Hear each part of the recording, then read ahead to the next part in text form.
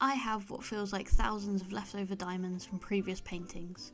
At least enough to make my own, right?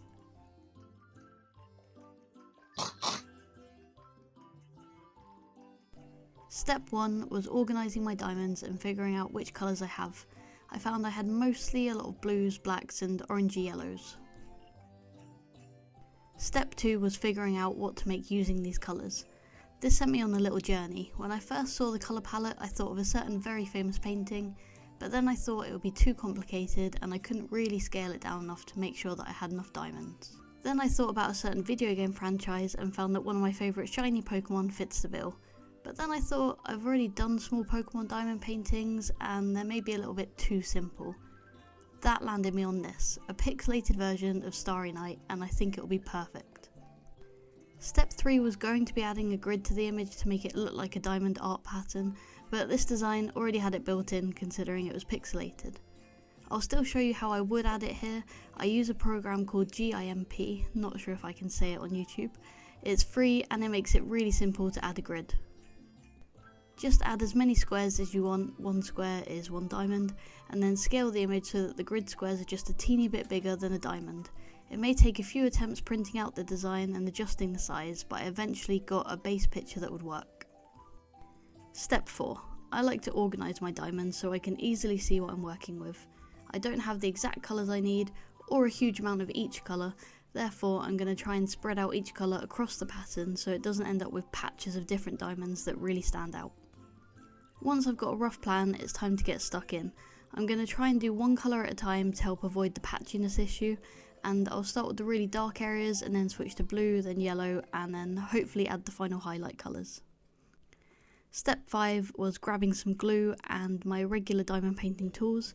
I'm using PVA, but I'm sure Pritt sticks would work and might even be less messy. I'm going to try and dip each diamond in the glue and then stick it to the pattern. I think it will help avoid any potential warping. But you could apply glue to an area of the image and then apply the diamonds. I eventually switched to this technique as I wasn't getting enough glue with the other technique and diamonds just kept falling off. I did previously complete a Starry Night paint by numbers, which you can see in this video here. I don't know why this painting is a favourite of so many, but I really like it. Let me know your favourite artwork in the comments below and maybe I'll use it in a future video. Finally, step 6, once all the glue is dried, just sit back and admire your work. Here are my final thoughts, including some pros and cons. I think this turned out okay, but first let's address the elephant in the room.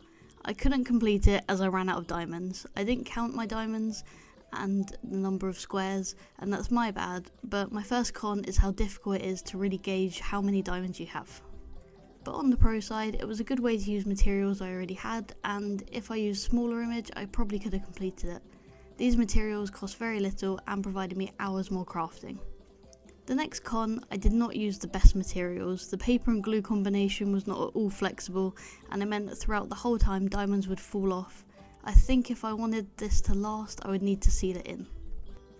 On the flip side, pro. I learned from this experiment, and next time I'll know to use a flexible base like the usual diamond art kits, some kind of fabric, and likely some kind of double-sided sticky tape. Another pro is being able to use any image. The pixel art does make it simpler, but I'm sure with enough patience and the right scale, any image would work, and you can print it out immediately at home.